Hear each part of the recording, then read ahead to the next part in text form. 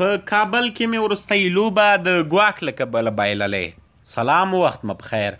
که غواړئ په دې باب پوره وکره معلومات ترلاسه کړئ ویډیو تر پایه وګورئ.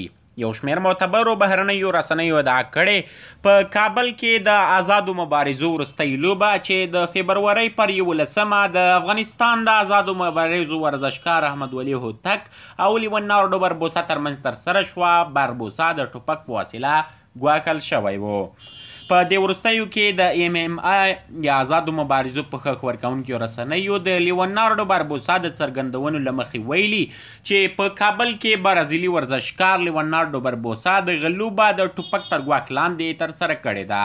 همدارنګه دغه برازیلي مبارز په یوه ویډیو کې څرګنده کړې چې د لوبې په ترڅ کې یو نندارچي د وینا حالت یې نورمال نه و د تا ټوپک ښودلی چې په دې کې خپله هوتک ګرم نه دی. دغه خبره د بربوسا په هغه فیسبوک پاڼه کې هم پر شوی و چې اوس د لاسرسي وړ نه دی. له دې وروسته بربوسا د TGFC سازمان ته په لیږلي ویډیو کې ویلي چې دغه نندارچي لیونی و او په دې کې هوتک هیڅ ګرم نه دی.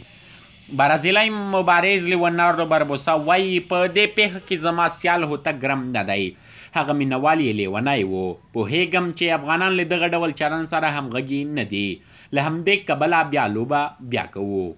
په ورته وخت کې د افغانستان د آزادو سیالیو اتل احمد ولي هوتک بیا دغه څرګندونې بې بنسټه او د ګنګوسي تربیده ادعا بولي او وایي لوبه یې له برازیلي سیاله ګټلې ده.